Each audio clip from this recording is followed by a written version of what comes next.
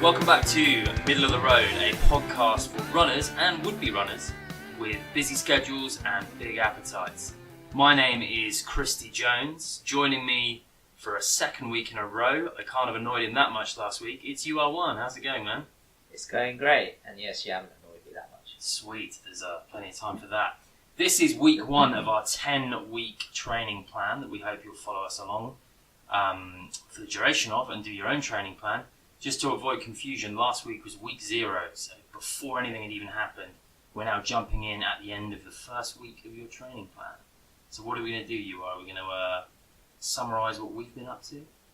Yeah, I think that's a good place to start. Let's see what we've done during this week. I'm going to be polite, man. What have you been doing? Okay, so I decided to cycle to work on one of the days. Nice, you've kept that up. So yeah, decided to keep that up just for one day. I haven't increased the second day. But it's been really good weather as well. So I've been exploiting that and taking advantage of it. And yeah, that was. I find the return journey a little bit tiring. Yeah, your head's kind of like. Well, I guess it's good for your head, but you're kind of slow. If you've been sat at the desk all day, you must be. Yeah, it's kind of a little bit like that. But also, you're kind of like, oh, I just want to get home, and then you realise you still got 7 miles to go. Although it's kind of, I reckon it's kind of good that you've got that thing where you have to cycle to get home. You got your bike with you, whereas if you get in the car, you're like, man, I've still got to exercise when I get home. Whereas you're like, home, done, chill out. Yeah. Have you done any running on this running podcast? So I did 2 runs. I ran to work as usual. A nice little 5 miles. That was, I think I did about 45 minutes, and that was like on one of the hottest days. Yeah, it's been actually, like, what, 30 degrees centigrade here? Yeah, I think even for, what was it, like 7:30 in the morning? Yeah. We're Brits and we're not used to this stuff. We just melt. Yeah. I have like a backpack that, you know those ones that has like water in them? Camel pack? I think so. So you like just drink out, like yeah. I think one of the brands is Camel Pack, isn't it? So I think I drank like 1.5 litres worth. Can you get other stuff in the bag, or is it just enough room for the water? I know you can put other stuff, but I just like put my wallet and phone. Sweet. So I don't put anything else. And then I did parkrun as usual. What was your time in parkrun? I did 22.5 minutes. Sweet. So that's 5k in 22.5 minutes. Is that your 2018 PB? No. What's your 2018 PB again? 22:20. 22:20. Not exactly. That's alright. And your overall PB? I think it's like 21:50, something like that. 21:50. Remember to leave us some comments if you've beaten 21:50, and then UR has a new bar that he has to reach. No. So anyone who's done better than 21:50, UR will beat it. That's or pretty. He will give you £100 or whatever your local currency is. You agree to that yet? No. He's nodding. No. You can challenge that. How about you then? Yeah, so in week 0, I had done no running at all in the week. In week 1, at the end of week 1, I've still done no running, which is embarrassing. But I've not been idle. I've played football twice. One was my usual six-a-side football, which is really good fitness, kind of short sprints, lots of stop-starts, so good for your kind of call them twitch muscles. Well, like fast twitch. Yeah, fast. There we go. Fast twitch muscles. And I also played the first game of 11-a-side football that I played for probably a decade, and that really stretched my legs. It was, almost it's about 80 minutes of football on a big wide pitch. So I've definitely put myself through my paces with running. But isn't the 6-a-side like? Well, I remember I did it once with you. Yeah. Isn't that longer than an hour? Yes, that's longer than an hour, but obviously the pitch isn't so wide, so when you make a sprint, you're never really pushing yourself. Whereas on the 11-a-side pitch, I was 2 minutes in, I had to really conserve my energy. Yeah. So I feel that can only be beneficial. I've also walked a lot this week. I knew I wasn't going to, because of the heat and stuff, like we were saying, by the time I get home from work, I'm dead. I want to just get out of the heat in the shade and chill out. So during my lunch break, instead of driving to get anything that I need to get in town, I've been walking into town, which is maybe 1.5 miles each way. So that's kind of an adjustment I've made that hasn't been too difficult to make, but it's it's clocked up a few miles of walking on the old Fitbit. Yeah, So, I think it is actually quite tough. It does actually drain on you a little bit if you do any form of exercise in the heat. Even something as simple as walking, you never would think. Yeah, also I've had to like balance it a bit because it's been so hot at night as well. I've not been able to sleep as well, so I'm having to really like judge the fact that I've been like sweating buckets all day. Yeah, So, I think that's the most important part. Because there was one point I think I did a walk for an hour and a half. Yeah. And just coincidentally, I weighed myself before and after. Really? Yeah. And just purely from that, so I didn't eat anything during that period. Yeah. But I didn't drink anything, so I assumed I basically sweated. I basically lost a kilo. Of sweat? Yeah. Jesus. So my weight was a kilo less after when I came back, and I assumed, because it was like 36 that day, I assumed that I just lost a kilo of just water. Wow. You don't really sweat that much. So I would have come back like looking pretty sweet after that walk. I would have lost like 10 kilos. I swear to God, I'd have lost like 10 kilos on that walk. Talking of weight loss, I also like to recap on how I've been eating this week. Right. One of my big problems is I love to bloody eat. Right. Not been that good this week, I will admit. Okay. Like yesterday I did the football, and my reward for doing the football was fried chicken. Not even like KFC fried chicken, like local fried chicken. Oh, well, from like if you go for a night out and you pop those ones with the dodgy names. Yeah. This one, so I got fried chicken, which I probably hadn't deserved, and we also, me and you all went to a theatre thing in Reading, the town local to us. We had a couple of beers. I had a couple of beers there anyway, so not great this week, and that's been pretty much the trend all week. So room for improvement dietary wise, as ever. But enough about me. We want to kind of turn the attention to the listeners and how they might be feeling after the first week of a new training plan. And we want to keep it kind of general, because some people are going to be like, the first week of their training plan is going to be running 2 marathons every day, and some people are going to be like, their first ever run. Their first ever step. So yeah, exactly. You've never stepped once in your life.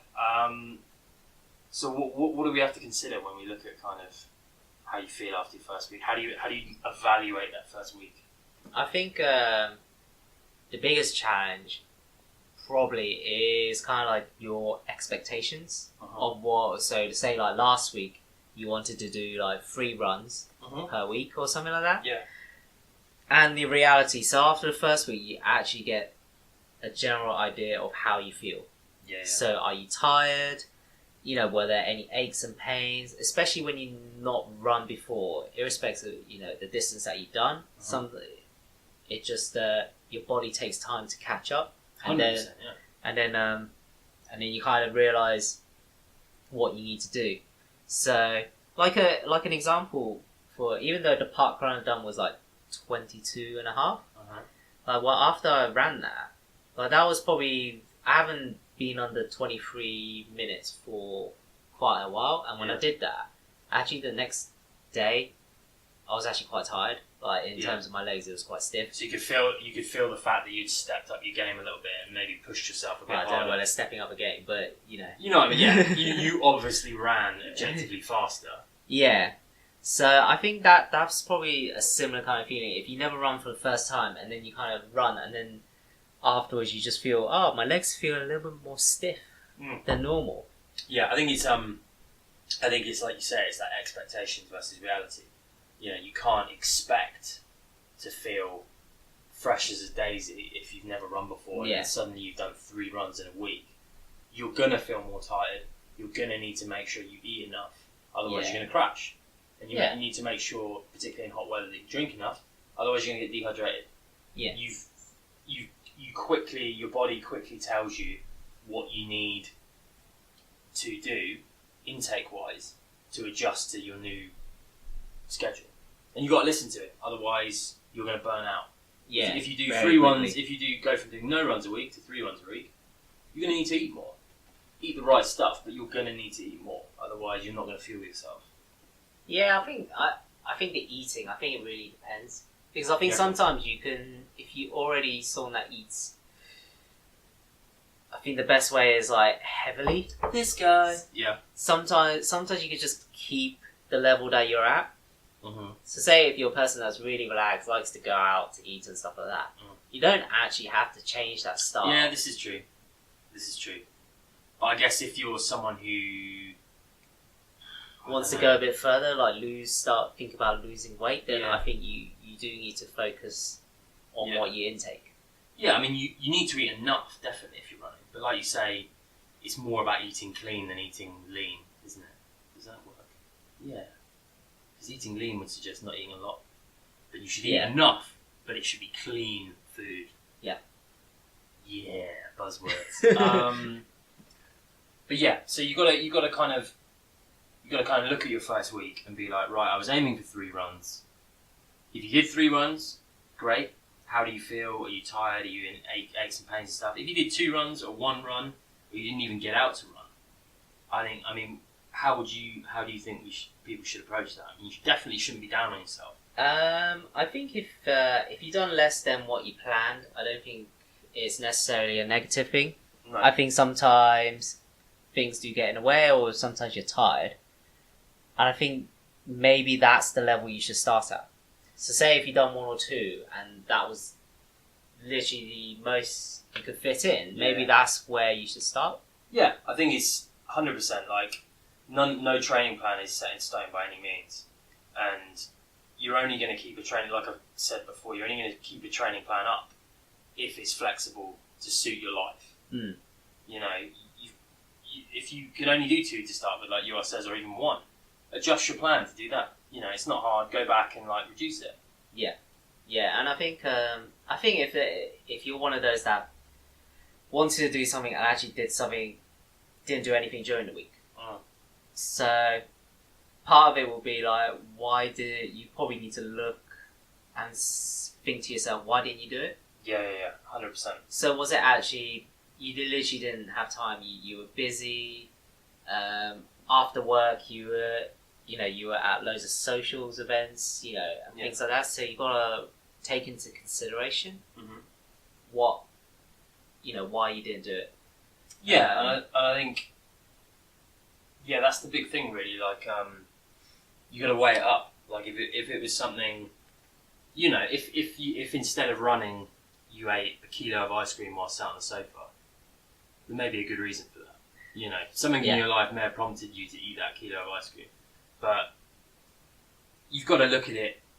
We can't set kind of a prescribed way of looking at things, but you've got to really weigh up, like you says, why you weren't able to do that run, and if that's going to be a common thing, and maybe you should adjust your run to a different day. Yeah. So if you're aiming to run every Tuesday, but then suddenly you have to work late every Tuesday, just move it. Yeah, and I think if you're generally, I don't think it's a big purport, but I think if you're kind of lazy, basically putting it bluntly, if you're like, I just wasn't bothered, in the end, sometimes you just gotta wake your body up. Something as simple, even if it was like, you walked for 15 minutes for like 2 or 3 of the days, that's better than nothing. You get yourself into rhythm, you get, that little bit of consistency, starting off, you building that habit. I mean, it takes a while for it to be built into yourself to constantly do it. Yeah. So, I mean, if you early on, you're quite right. Like, I'm finding it hard now to actually run, because I said, I think in the last episode, I love to play football, and it doesn't take a lot to get me out of the door to play football. Someone says to me, you want to go and play football? I'm like, boom, I've got my kit on, I'm gone. Whereas a run, I will admit, takes some motivation until I get into that routine. So like now, I really have to get out the door. If I get out the door and make that first step of the run, I will run. Yeah. But if I don't get out the door and I leave it an hour when I've got in from work, I will not run. But do you think that's probably because when it comes to running, unless you got like a running partner who you set times with, do you think it's just purely because you're kind of doing it by yourself? I guess maybe. Or maybe with football you're like paying for it as well. Yeah, I'm paying for it. Yeah. But I don't know. I think it's just. It might be. I think it's because you're competing against yourself, aren't you? When you're playing a team sport, you've got a clear goal. You're going to beat the opposition. With yourself, it's like you have to really motivate yourself to kind of match or exceed your own expectations. I think even I could probably put it even more basic than that. I think sometimes when you go and play football, you're just enjoying yourself. You're enjoying with people that you know, you share the same thing. Doesn't feel like exercise, does it? But running is kind of like a little different, just like getting yourself and you're just pounding that road. Just for for like 30 minutes, and you're kind of like going, I could be doing something else. Yeah, I think it's that difference between sport and exercise. Yeah. That mentality of sport, as a word, the connotations are doing an activity for your own leisure, so your own fun. Whereas exercise is your goal is to get fitter, and it's not necessarily that doesn't necessarily include an enjoyment factor. But like you says, if you get into the routine of, even if you get home and you're like, man, I can't do a long run, but I'm going to do a 5-10 minute run just to wake my body up, get my metabolism going, get sweating, or just a walk.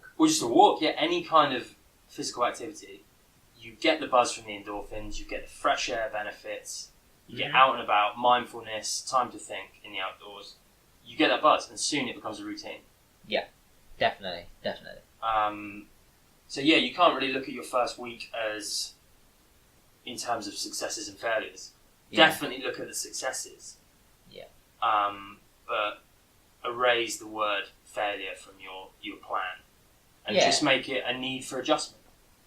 It's like it's almost like sometimes when you're in a calendar and you mark that first X just to say this is where you start. This is the whole purpose. It's just to try and get you to start to almost do it all together. Yeah, like last month I did a printed off a calendar template to do like no alcohol for a month. Yeah, just to see how effect it would have on how I felt about with running and stuff. And I didn't succeed. I wanted to do. My expectation was that I was going to be able to do every single day no alcohol. Yeah. Social things came up. I drank alcohol. I put a red cross instead of a green cross on my calendar for the days that I drank alcohol. But at the end of the month, I looked and it was more green crosses than red crosses. So even though I didn't match my expectation initially, the realistic outcome was positive. So I took that as a positive. Okay. And I made those adjustments. Yeah. So I think that's how you've got to look at it. You can't be doom and gloom if it doesn't quite work out how you want it to. But speaking of adjustments, would you say that this early stage is a good time to kind of make big adjustments to what you're doing? I wouldn't necessarily. I don't know about you, but I don't think necessarily big adjustments unless you really struggle to a point where, say, you were doing, I don't know, three to 5 runs a week, and then you say you couldn't do it and you have to chop it down to 1. Unless something like that. Otherwise, it's just little small minor adjustments. So say you did 30-minute. Say you did 3 30-minute runs. The last one you felt a bit tired, and then you felt a bit fatigued over the weekend, and going into your second week, maybe either think about, should you do 2 runs a week, or should you stick to 3, or maybe shorten them a little bit. So just you got to find that little balance. So now you've done your first one, you kind of start to. I think it's also a learning process, especially if you've never done it before. You don't really almost like understand yourself in that aspect. Yeah, you don't. You don't really know how to listen to your body as well as you will a few weeks down the line, I guess. Yeah. You don't know how to read those signals. I mean, that's kind of the whole thing of how do you assess just feeling tired and having exercised really well, and how do you assess that against actual pain that's maybe indicating that you're doing something wrong? Yeah, because I think it probably took, even for us, it took us a while, like a couple of weeks to, when people always say, what do you think of a 5K? Probably took us a couple of weeks before we actually said, actually 5K is not too bad. We know what's a standard run, what's a relaxed run, and what's a push run. Yeah.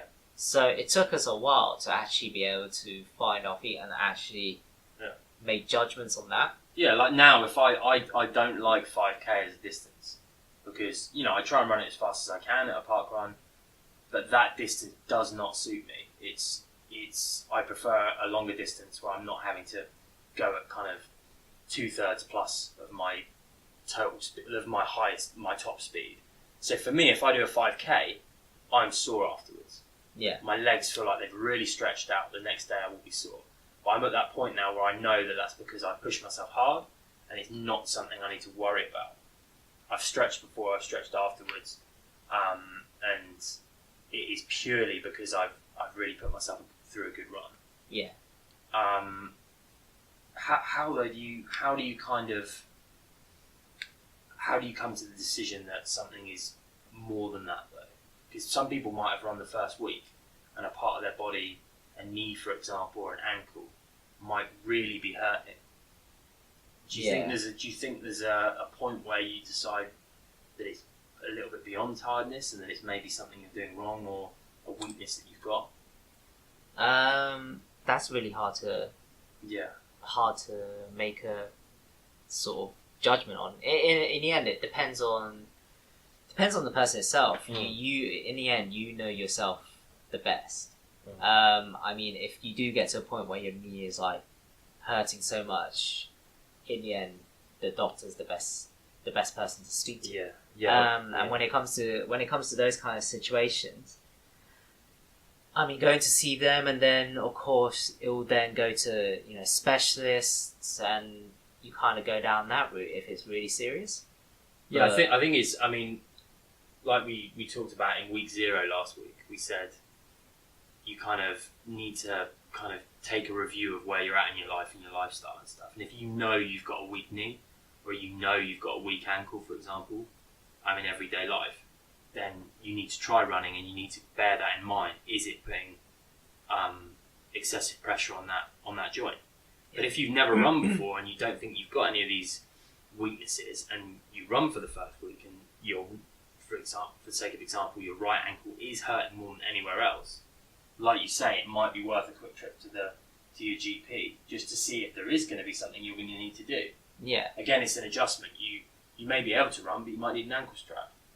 Yeah. Like, it's better not to ignore it. Yeah, it could be something just structurally or physically that there is a slight weakness that you have. You might have the wrong shoes. And then, it could be something other, like in terms of, you could say, sports mechanics. Yeah. So your running style is not quite suited to the way you run. So you put in more impact on your knees or something like that.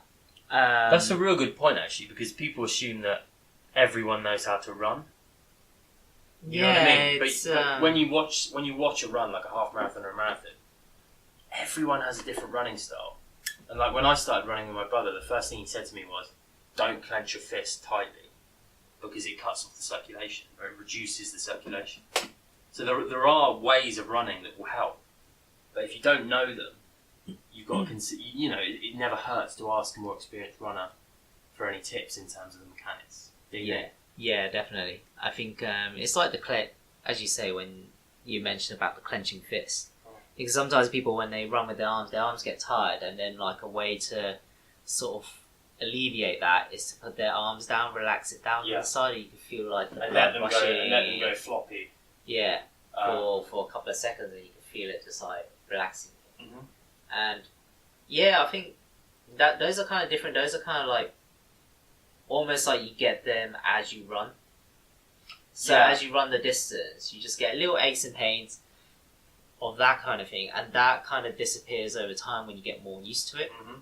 But if you get like proper pain, like in your knee or something, it could be something as, I know if you lean back a little bit, it causes you to strike the ground, and your knee you strike into your knee. Really? This is if you run leaning back?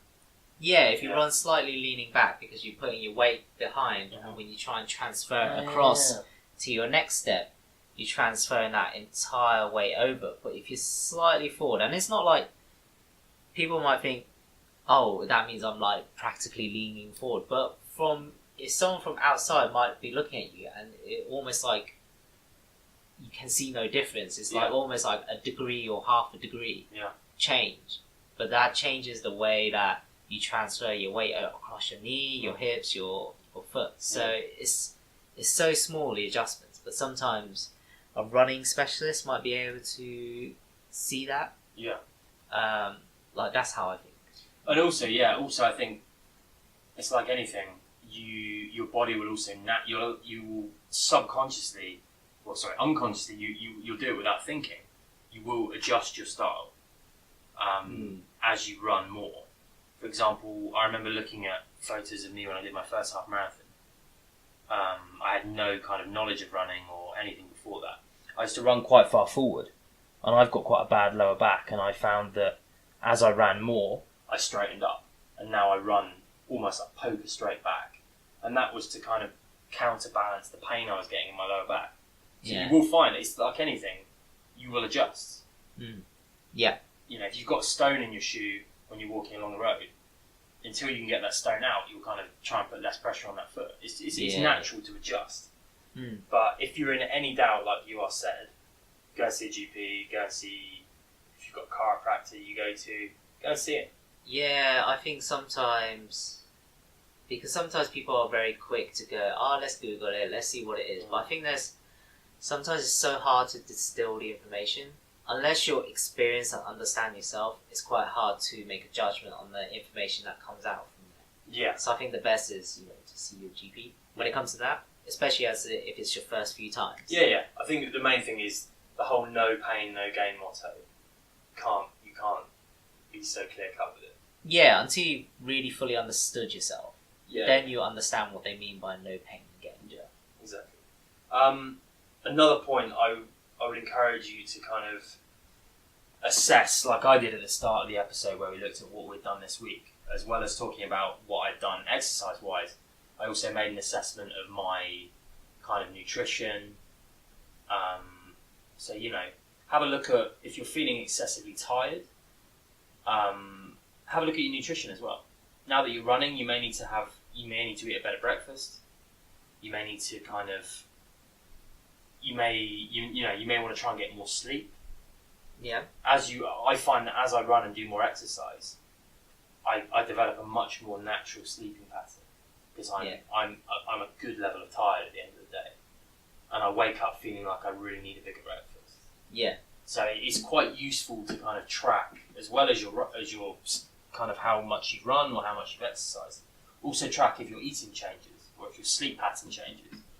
Because if you can see those benefits, like if after running you're getting a solid 8 hours every night without waking up, that's more encouragement.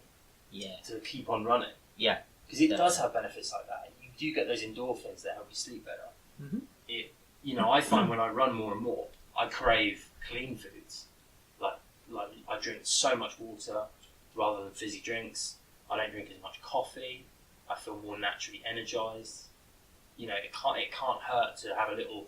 If you're writing this down in a planner, have a little space for your notes to say like, I'm not craving chocolate as much anymore. Yeah. Well. Yeah, you might do. I mean, you might crave it more. Yeah. But I think because we talked about in the last episode lifestyle as well as just running. No, it's just I remember when the times when I run into work and then at lunchtime I'm just like, I'll buy an extra bag of crisps because I just feel more hungry. Yeah, but that's cool. That's cool. Like, oh wow, it's to be fair, you've earned it. Guys, it's a natural thing when you do something like that, and then you're like, you have your normal portion, and then you kind of think, I feel a little bit hungry after that, and then you just go and buy a bag of crisps. Thing is, though, mate, if you hadn't done that, I wouldn't have bought that bag of crisps. Yeah, but and also if you'd done that run and then not bought that extra bag of crisps, you'd probably resent it. What, not buying it? Yeah, I probably wouldn't have gone to our the workshop to buy it. That's the thing. It's difficult. I think everyday lives. Yeah, we're pitching this like we said at the top of the episode. Busy schedules and big appetites. Hey, we're all human. Yeah. Especially me. And by that standard, I am very human. I think about it, like, you played your football, I did my park run, and then what did we do? We met up to go to that event, and then we had, we had 2 pints each. Yeah. I probably wouldn't have done that if I hadn't played football. It was that balance thing. And, you've got to enjoy your life, and... I probably would have done that Would you? We'll edit that bit out, man. Yes, I guess that kind of wraps up the end of week one. Really, the key thing is evaluating what you've done, not being too hard on yourself, thinking about how you're feeling and what your body's saying. Yeah, what do you think? How are we going to go on from this in week two? I think your second week is just about, I think, to start thinking about how can you maintain this? Mm-hmm. So now that you understood yourself, what do you need to do to continue maintaining this? Do you need to up it, keep it the same, reduce it?